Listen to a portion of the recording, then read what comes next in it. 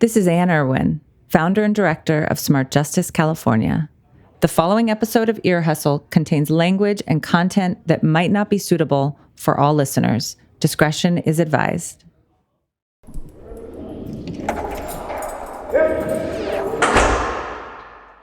Welcome to the San Quentin Magazine. These magazine episodes are a little different from our regular episodes because these stories are produced by the Inside team with help from Amy Standen and Bruce Wallace. Yeah, they're stories about stuff that's going on inside the prison, kind of like a news magazine. Yeah, and it's really fun to hear these stories, Erlen, because we're not involved in making them. Mm-hmm. So they're always a surprise, and we get to hear what the guys are thinking about and see what they're learning along the way while they produce more stories. Well, it seems like we're doing great teaching. I'm Nigel Poor. I'm Merlon Woods. And this is Ear Hustle from PRX's Radiotopia, the San Quentin Magazine edition.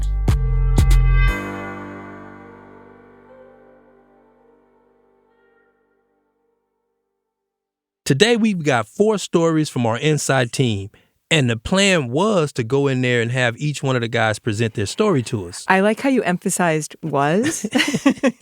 Was. Yes, because prison being prison, there was a sudden shutdown, and that meant that no volunteers were able to go in for a week. Right. And, Erlon, who knows why? The main thing, it's usually the safety and security of the institution, which mean that they're searching the whole institution for either contraband, weapons, something in that category. That's one way to look at it.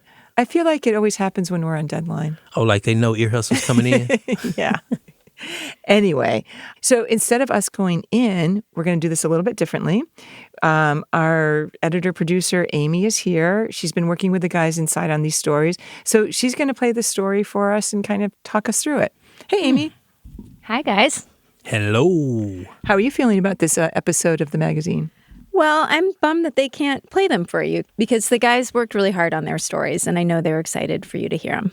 But anyway, they will be glad to know that you're finally getting a listen today. Exactly. I'm excited for you to hear them. So who's up first? So the first story comes from Inside producer Derrell Sadiq Davis. Okay, Sadiq. Yeah, and Sadiq has kind of become our food reporter inside San Quentin. I'm sure you remember.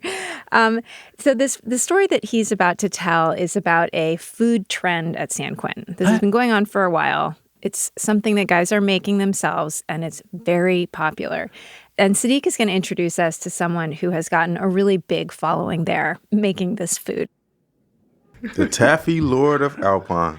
Well, welcome to Ear Hustle. Thank you. I want to ask you, what is taffy?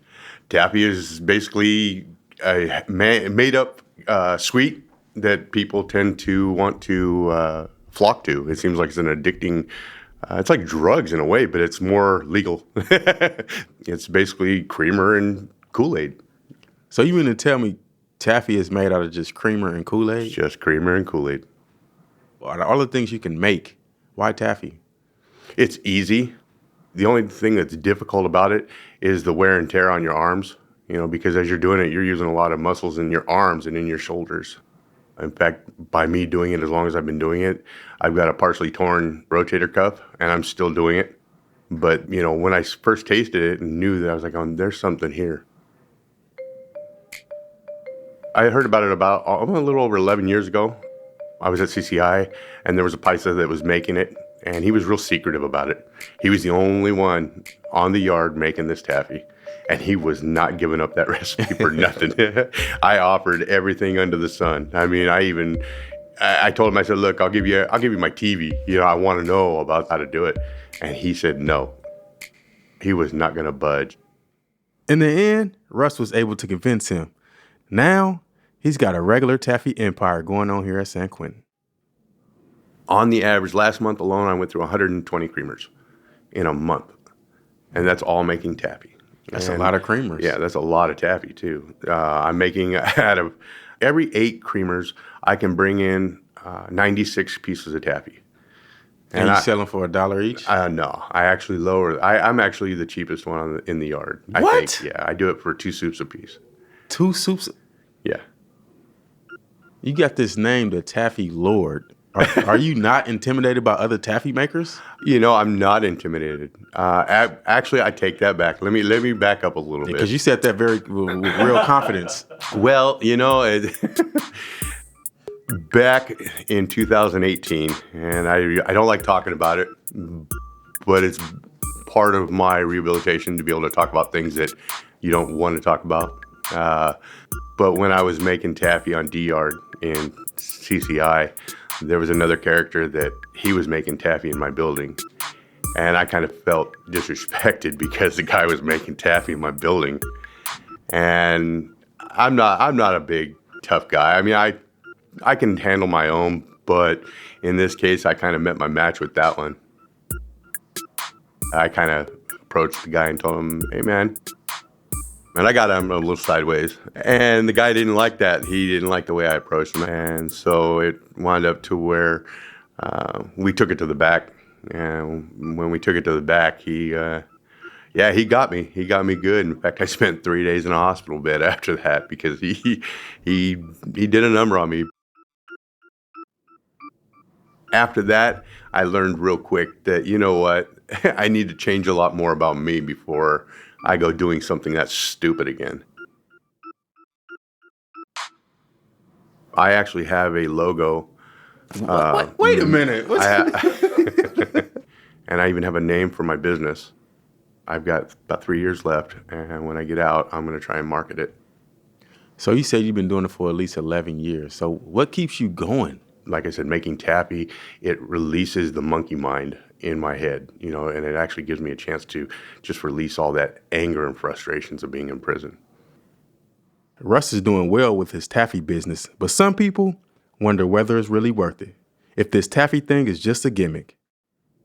Yeah, I'm not sure why they sell taffy. You can just make it yourself. It's not that difficult. This is Inside Managing Producer Tony Tafoya. But it's kind of like easier to just buy it, right? Like, no, because then you have to spend money. It's like buying fast food, though. I'd rather go buy the fast food. Yeah, if you don't feel like cooking that night. But when I was on the street, like if I was going to go get something, it's something I can't make at home, right? I cannot make Wendy's chicken nuggets at home. It's just not possible. But like I can easily make taffy. So the reason why you want to challenge him in taffy competition? Yeah, to show that anyone can make it. And just because everyone thinks you're so great. Are you really that great? Next, I went to Russ and told him he had a challenger. So you know Tony Tafoya, right? I believe so, yes. I believe Tony Tafoya wants to challenge you in a taffy making contest.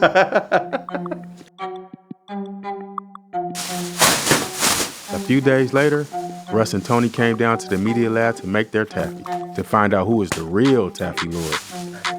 So it's Sadiq here, Ear Hustle producer, along with Tam, Tony Tafoya, Bruce, and the taffy lord.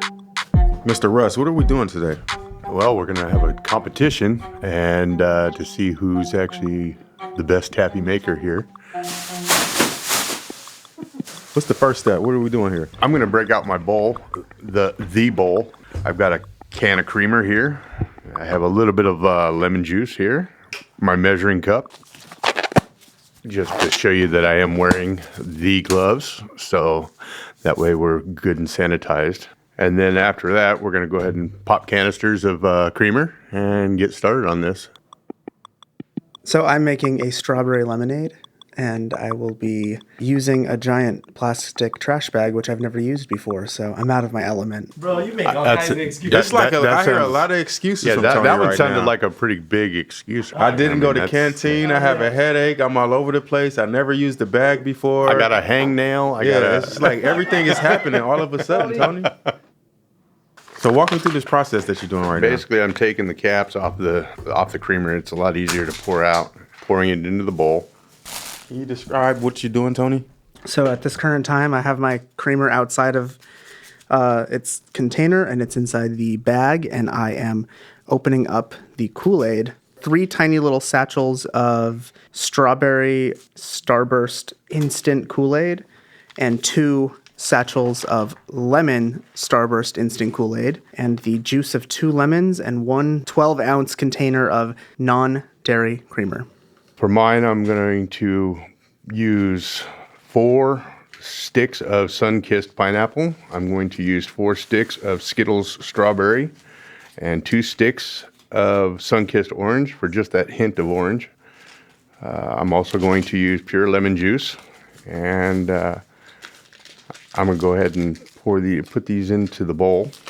I go ahead and I stir it with my finger. Of course, there's a glove on my finger, mixing it thoroughly and turning the bowl as I do it. I squeezed 1 whole lemon into my creamer, and now I'm going to kind of seal up my bag and mix it all up. I'm going to massage it.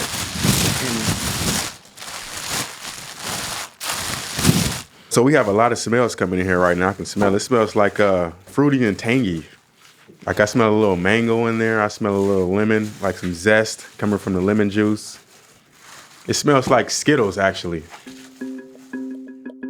Russ and Tony took about 20 minutes to mix their ingredients into the right consistency. Tony massaged his in a plastic bag while Russ kneaded his in a bowl with his gloved hands. Then they each broke off pieces for the judges to try. My name is Miguel Yostinero Munoz Huerta. First, Miguel tried Tony's, which was the pale pink one. Could have probably used a little more Kool-Aid. Then the Taffy Lords, which was the yellow one. This one's righteous. It's got the right amount of Kool-Aid, right amount of water, the texture is right, the yellow one wins. Inside producer Tam Nguyen tried Tony's first. Hey, that's not bad. It tastes kind of creamy. The consistency is kind of like gummy, like, is it Now or Later's? It's not like too strong, but it tastes more creamy than anything.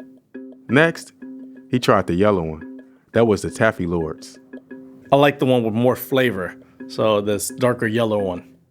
And finally, the last judge, me.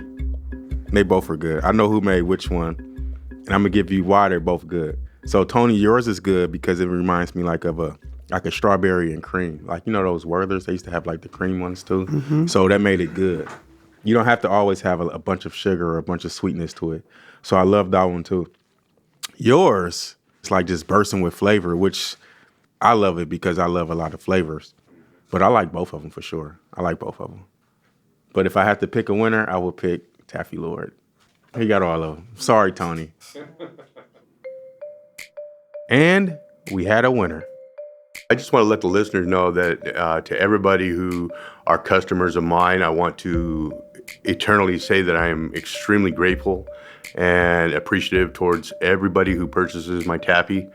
And if there's anybody out there who is here at San Quentin or anybody who wants to come to San Quentin, make sure to come look me up and try the taffy. It's definitely something that you will be hooked on.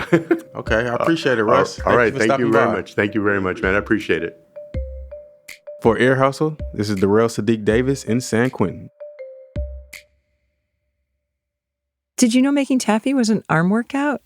Well, I can imagine it is because it gets tough, and you have to keep it going before it solidify on you and just become a rock. Wow, I just like the idea that you're making the sugar thing, but you could get a workout at the same time. And also wild that the Taffy Lord wanted to trade his TV for a recipe. I would say this: he must have seen how beneficial or how lucrative it was, because he can definitely go buy another TV. I see. Because once you got the recipe, you gotta. Oh, this is the difference between giving a man a fish and teaching him how to fish. Exactly. Once you got that recipe, you give got a man the game. some taffy. Yeah, you creating a product. You know, shoot. Very funny. You know, I didn't realize that Tony was so competitive. I don't quite know why he said it was a gimmick. I mean, one of the things the story pointed out that I loved is that commonality between inside and outside. We buy stuff all the time we could make, but like the convenience of hamburgers, French fries. Yeah. So hamburgers, I love that connection. French fries, tacos, coffee. Hamburgers, French fries, tacos. But I think Tony has a competitive nature. I didn't know that about himself, to where if he see it, he probably feel he can do it. It's very clear. That comes across here. But I love that Sadiq had the taste test as part of it. That's where I really got drawn into the story when you hear them describing the different flavors. And it's like too Kool-Aid forward or some are not Kool-Aid forward. And Tony talked all that shit and lost. He did lose. So wait a minute. They got lemons now? Oh, that was one of my notes. They have fresh lemons now. They get lemon juice. Amazing. Things have changed, right, Erlan? Even when fish, they don't even give you a slice of lemon. Yeah. All right. Well, that was a nice listen. I'm so glad you guys liked it. I thought that turned out really nicely. Yeah. Okay, so the next story is actually a follow-up to a story that was on the last San Quentin magazine. And I don't know if you remember, but that was the story that Tony Tafoya did about jeans. It was about how for the first time in 20 years, guys at San Quentin can finally order jeans from catalogs and wear them inside the prison, which was a really big deal. So before we play this next story, here's a clip from Tony Tafoya's piece from last season. Oh, okay. So, the jeans are back. Yes, they are. What do you think about them? I love them. I'm glad that they're back. I wear nothing but, my jeans. I wish I could afford it and get one myself. Feels nice being able to feel like a normal human being again. Well, it gives you a different feel, different decor, and gives you a little taste of freedom. Plus, you get the pockets on all four sides. I like that. Now, there's a lot of perks. So as you can tell, it was a really big deal to get jeans back at the prison.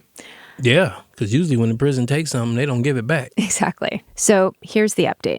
Memorandum. Date March 3rd, 2025. Effective July 1st, 2025, the Division of Adult Institutions, DAI, will no longer authorize the purchase of personal jeans containing metal rivets or metal buttons. Yep, I've heard a lot of those type of memos for a lot of different things. In this situation, it was jeans. Other situations, it was sugar, cigarettes, stuff like that. They give and take away? Yes. Yeah. Exactly. So inside producer Tam Nguyen is taking it from there. According to this memo, CDCR has taken away our jeans again. At least what we call jeans, the kind with metal buttons and rivets, from regular companies like Levi's. As regular Ear Hustle listeners may know, there's only one way for incarcerated people to buy clothes or food, and it's through an approved package vendor. This memo said that starting in July, these package companies couldn't sell jeans anymore. As soon as that memo came out, guys started scrambling to get their orders out before the July deadline. Somebody said, hey man, they're taking the jeans away. And that's when I made a point to see if I had enough to buy me 2 pairs. This is inside Ear Hustle producer Sampablo. That money is like my savings account where I was saving for any emergencies. So I felt like me getting 2 pair of jeans, what I was going to spend $100 and plus, that would be everything that I've been saving working here in prison for the past year or so, because it was that emergency right now. So it took you a year to save that. How much are you getting paid? Every month I went up with probably $12 in my account. Starting in July, the catalogs will only sell denim pants with no metal buttons, rivets, or zippers. Can you really call these jeans? Till we saw the catalog, we couldn't know. What kind of pants do you think they're going to give us? That's a great question. Like, how can you make jeans like that? I don't know. It's going to be like some pajama jeans? Pajama jeans. Hey. This memo came out in March, but the new catalogs wouldn't come out till July. We couldn't wait that long, so we asked our outside team to call Natalie Tovar. She's a representative for a company called Walking Horse, one of the popular package companies. The first question was, why is this change happening? From my understanding, CDCR has disallowed any jean with metal because they didn't pass through metal detectors in the wands specifically. And that's just from what I've gotten through the grapevine. I did go to a prison and we ran some different types of metal buttons through metal detectors to see if they would pass. And they did pass through some of the metal detectors, but I guess not through some of the wands that are a little bit more sensitive. The new jeans have plastic buttons, and some have a drawstring around the waist. They cost $49.95. Natalie told us they will not look like pajamas. I mean, I would say they're more of like a bootcut, relaxed fit. They're not, it does say relaxed fit. So yeah, so that, I mean, when I looked at them, I would say they were a relaxed fit jean. So they're not like baggy, but they're definitely not like slim fit. For me, the most exciting part of the new jean, to be honest with you, was the drawstring. When July came around, we finally got our hands on the catalog. The inside team sat down and took a look at the new jeans. It is June 23rd, 2025, and the fall 2025 Walking Horse catalog is out. Sadiq, do the honors. Let us open it up. All right, open it up. Go to the table of All right, contents so because the I had a gene hard said time. it's on page 308. So let's go to 308.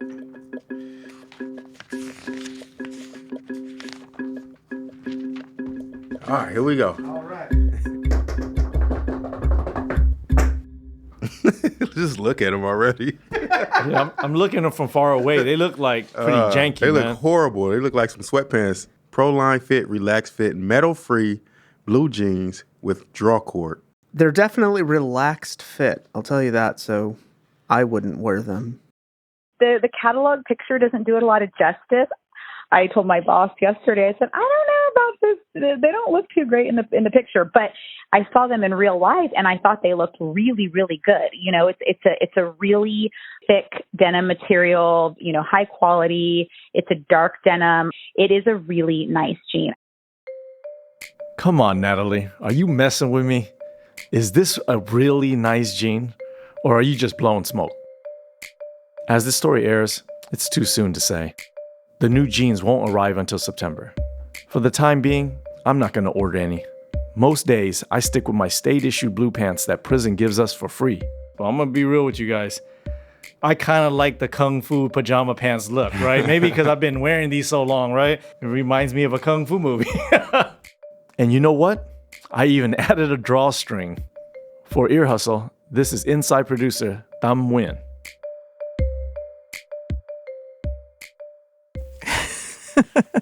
Another disappointment, Erlan. That description, those are not great. I thought it was going to be some jeans. jeggings. Totally. I think they're denim pajamas, basically. Have you seen them in real person? No, in but real life? Natalie is giving a hard sell to those. I mean, she got to sell a product, you know? Yeah. Yeah. You know, it's crazy. If we can go back in the day, remember Lundy them pictures? Yep. You know, they was in there with suits. with suits, Three-piece suits and stuff. suits, They looked great. Polyester shirts, bell bottoms. They was in there looking like Belts.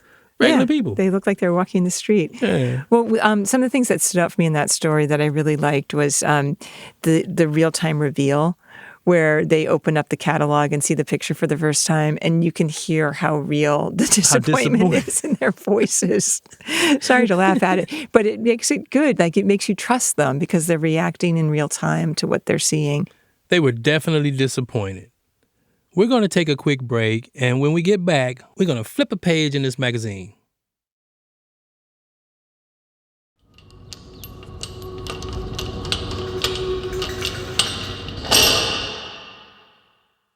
Okay, so the next story comes from inside producer Aristeo Sampablo. You guys both know him. Getting on the mic? Yeah, this is his first magazine story. He's been in training for a minute. He has, and we've heard him on the show before, but often as a Spanish translator. He's a fluent, a Spanish-speaking guy. So it's exciting. This is his first story. Cool. So Sampablo's story is about something that happened with his cellie. And this is a little different than the other two that you've heard in that this story is all just Sampablo telling this story of this thing that happened. And the story takes place back in December. It picks up in the few days leading up to Christmas. We approached that day with a lot of feelings because I saw him spending days writing cards to his people. Christmas cards. 4 p.m. in the afternoon, I finished cooking. They locked us down and we just started eating. The special meal is just a regular rice bowl that is gonna have a bunch of meat put together with pork rinds and rice, and just made it fancy for us. Dessert was a couple honey buns with peanut butter on top, and of course, a coffee. We started sharing conversations of how my family would spend Christmas and how all the things he used to do with his family. This was my favorite meal. Well, this is how I get ready for Christmas. I seen him kind of down. I was like, hey, Cellie, are you okay? He said, yeah, I'm just, a little bit sad because I cannot spend time with my family.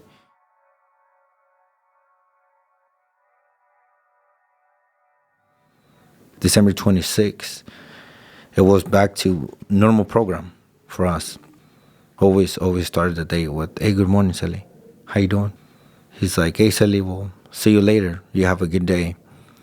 I told him, saying, all right, Cellie, be careful, and I will see you later. came down here to the media center, started working.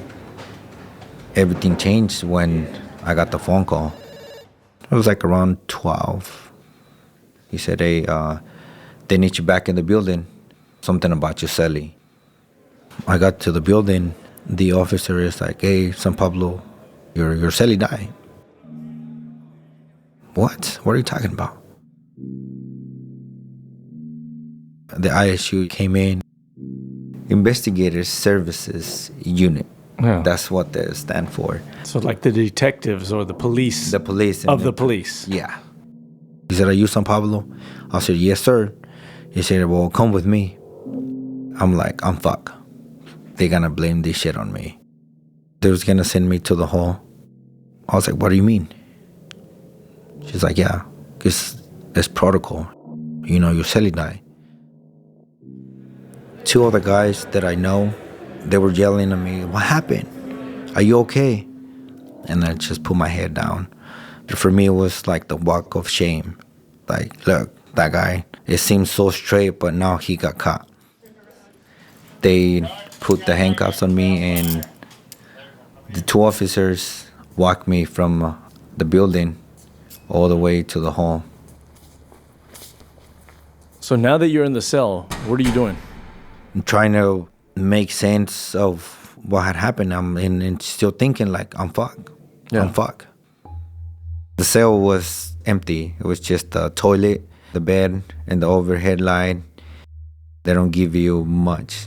2 blankets and a sheet, a small toothbrush with tooth powder. I took off my shirt, and for no reason, I just started cleaning the whole cell, top and bottom. Then I walked the whole cell back and forth, just pacing. At one point, I started doing push-ups. I spent a little bit over 25 hours in the hole. It was so surreal. I mean, I was there, but I feel like I wasn't there. The fear of getting blamed was taking over. My biggest fear was to get found guilty of the death of my cellie and eventually be shipped out of this prison, end up somewhere else in a higher level with nobody around to support me. At the same time, thinking about how is it possible that my cellie had died. I mean, at one point, my brain started playing tricks on me, like, is it this true? Did I do something? Like around, I want to say 12, Captain showed up to my door, and he come into the door and said, hey, Sampablo. He said, look, I went over the cameras. I checked your situation, and I'm going to release you. Yeah. I felt like a huge relief. I was like, man, this is happening. I get to the building. I went up to the cell. It felt different. I expected to see Felipe sitting, watching TV. For some reason, the cell looked bigger without him in there. On his bunk, he had a bunch of pictures of his wife, kids, grandkids, and everybody. As I'm gathering all his stuff, a lot of people keep showing to the door and keep asking me, hey, how you doing? How you doing? I told one of the guys, I was like, look, man, right now I just need to be alone. I was overwhelmed. This situation was too much for me. Every feeling was trying to express themselves at once, and I couldn't really pick one to just express it. I tried to cry, but I couldn't. It was like I was just taking space. It was like if I was numb. I went down and talked to Edgar. He's one of those peer support specialists. These peer support specialists are incarcerated people. They'll help you. They'll guide you. And I told him, look, I don't feel normal. And Edgar is like, look, we're gonna send the papers so you can talk to mental health. What kind of things were you going through? What were you thinking about? How were you feeling? I noticed that I was eating less, sleeping less. I was feeling sad, angry, and lonely. I was staying up at night thinking that they can come in and snatch me at any time. I never did find out the cause of my cellie's death, but I want to make myself believe that it was a heart attack. That's one of the small windows that I can at least be at peace with myself, that it was of natural causes instead of something that I did. I feel that way because I wasn't there to help him, and that's why I feel like I let him down. If I were there, I could do something for him. That's why I kind of feel like I let him down that way. I wonder if his family will ever hear this. If they do, I want him to know that I'm sorry for the loss and that he loved them very much.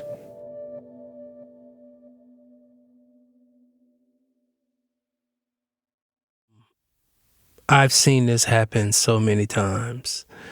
The last time probably it happened to my neighbor. And the first thing they do is come and lock up the cellie. Right. Yeah, I've heard that. You know, yeah. as if the cellie got something to do with it. But to me, it'd do a disservice to the cellie to lock them up in solitary confinement because, like Sampablo was saying, now your mind playing tricks on you. You know, first thing, you know, I thought he would have thought was, damn, was it the food I cooked for Christmas? You know what I'm saying? Was it something, you know, like that? But yeah, it's sad when they come and lock the other person up because you don't know what happened. Right. Yeah, I mean, that's, I think the shocking thing about the story is that you can be mourning the loss of someone you really care about and being punished at the same time. Man. Yeah, it's pretty tough. It's great that he's going into his own experience to think about how to tell stories. Even though you don't necessarily want to make a story about you, but it's really great to bring your own experience into it. I think he did a good job. Okay, so we've got one more story to go. And this one comes from Inside Managing Producer Tony Tafoya, who we, of course, heard a couple times in other stories. And this is also a kind of a news piece about something that's been happening at San Quentin recently. It's about a really big new policy change. I won't say what it is, but it's going to have major implications for everyone at the prison. And it's part of the California model. What are they taking? What is this going to be? What are they taking away? I really want to know now. All right, here it is. It would probably be weird, really. It would probably be weird for me to wake up and like my cellie's not there. And it would probably cost me because I wouldn't have somebody to wake me up and tell me that it's close to breakfast time. So that would be the negative aspect of it. This is Ula. He lives in West Block and has since 2013. I've had my cellie for the past 10 years. We have this thing to where we can say anything to each other, and it's gotten us closer. Like, that's all the joy in the world for me. It's not like he's my cellie, it's more like he's my little brother. So as close as Ula and his cellie are, they may have to part ways because of all the new changes coming to San Quentin. We've talked on this show a bit about the effort to remake the culture of California prisons, what they've been calling the California model. Part of this push is making living conditions here what they would call normal, as if there could ever be anything normal about prison, and humane. And part of that is converting the prison to single cell status. In other words, no more cellies. For most people, this is fantastic news, but not for Ula. You know what's going on with the single cell situation that's happening here at San Quentin, correct? Yes. You are one of the people that doesn't mind having a cellie. Yes. Why is that? Well, for me, it's always been a thing of each one teach one. I think once I started changing myself and changing my ways, I thought that if I could influence people to do negative stuff, I could influence them to do positive stuff. Having a cellie has given Ula some purpose, and that purpose is to provide mentorship to his younger cellie. Why is it important to stay double-celled while you're a mentor? Can't you just live next door? Some people have to be taught by example. So if I'm getting up and I'm going to work and I'm going to group and I'm going to school, and this is something that somebody can see and say, hey, maybe I want to walk my walk like that. it's easier for them to see it instead of you telling them that. And then a lot of times telling somebody something, it could come off wrong. Ula is not the only person I know who has reasons to stay double-celled. So it looks like we are at cell 310. Let's go check in on Otter and Danny and see what they're doing. I climbed up to the 3rd tier of West Block recently to talk to Otter and Danny. They've been cellies for about a year and want to keep it that way. The cells here are tiny, so we stood over by the stairs where there was a bit more room. Describe your cellie and what they're like. So Otter is kind to a fault, compassionate, way too giving, way too gullible, but he's also patient and empathetic and understanding. Oh boy, where do I begin? Rotund, fluffy, supportive, eccentric. For Ula, having a cellie is about providing mentorship. For Otter and Danny, it's about companionship. Why do you guys want to stay double-celled? Well, I think the big thing is mental health. Having somebody there to support you. Yesterday, for example, was another training day. On training days, all incarcerated people are locked in their cells all day long so that staff can receive training. Those days are really hard, for me at least, when I'm in the cell by myself. What did you guys do yesterday? We slept, we read, watched TV, watched movies. And it's more than companionship. Danny and Otter are able to keep each other balanced and emotionally safe. I am diagnosed with high-functioning autism, but with a cellie like I have now, keeps me kind of lined up to what the world really is and keeps me kind of out of trouble and keeps my mental health at state. Before I had a good cellie, I've had multiple write-ups, but since moving in with Horner, I've had 0 write-ups, and I've been with Horner over a year now. So having borderline personality disorder, suicidal thoughts are always on my mind. And so Otter, on the other hand, will just say, well, it's okay if you jump off the 5th tier, but before you jump off the 5th tier, you have to learn how to do a backflip first. It just takes something that was depressing and frustrating and aggravating and turns it into something that's funny.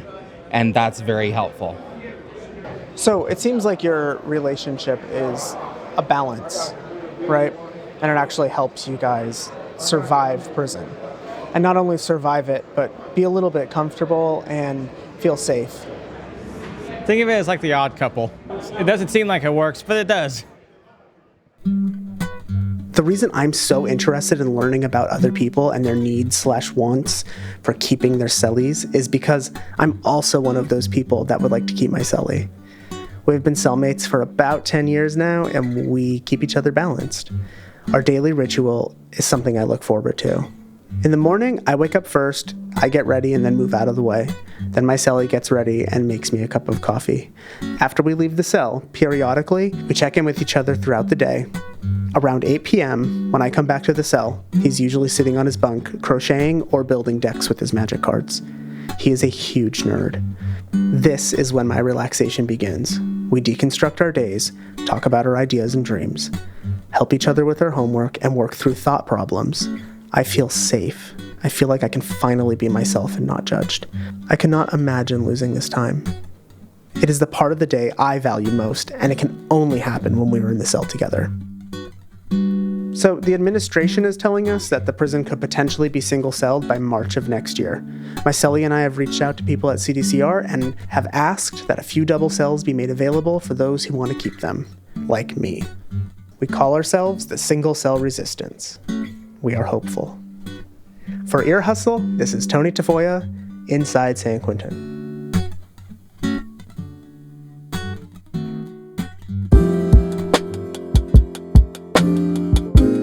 Okay. Yeah, I love that story. He did so many great things with it. I love that it's personal. It's about him, but it's also about other people. So he found that really good combination of inserting yourself into the story, but also making it about other people. But Erlan, shocking. I can't believe anybody wants double cell status. I can't believe it. You know, the crazy part about it all is when you think of other cells outside of San Quentin, the width of those cells are bigger. Mm-hmm. So you got the skinny San Quentin cell where it's technically designed for one person. Totally. you know. And let's just say it's not a lot of room for one person. It's not a lot of room. You know, you got to get out the way. You got to. I mean, we've covered that in our episodes in the past, but you know, you can't. Both of y'all can't be on the floor at the same time. You have to pass by. Somebody got to sit down, get out the way. And yeah, I can't see wanting to have a cellmate. Period. Right. That's what makes it such a good story, is because it makes you contemplate something you absolutely cannot imagine wanting. But I liked Ula when he said that the cellie, it's all the joy in the world to me. I don't remember the two guys' names, but the way they talk about their relationship, and Tony talks about his relationship with Squishy. I mean, the relationships are really strong in this episode, and it's surprising, and that's, to me, what makes it such a compelling story. But you know what the common denominator here is? What's that? People that desire cellies are very loquacious. Then who gets to do all the talking? You're right. Does that mean one of them is a listener? Because I know those 2 or 3 of those guys are big talkers.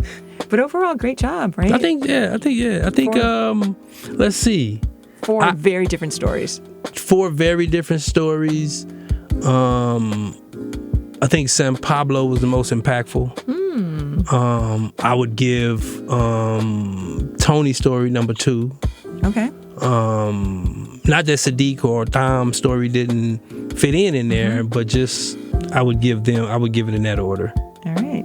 It's going to be great to see the guys and tell them in person how we responded to their stories. Okay. And then talk to them about what they want to work on in the future. And if you're listening to this story and you have a vote, please go to our social and vote on the story that you like. You mean who's going to get the Pulitzer?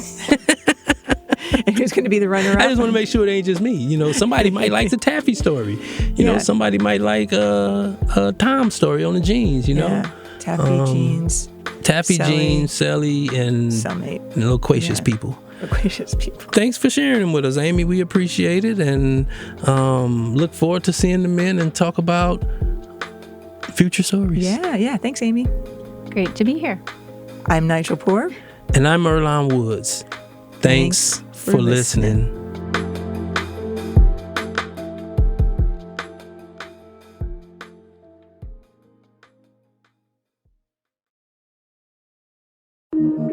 Radiotopia. From P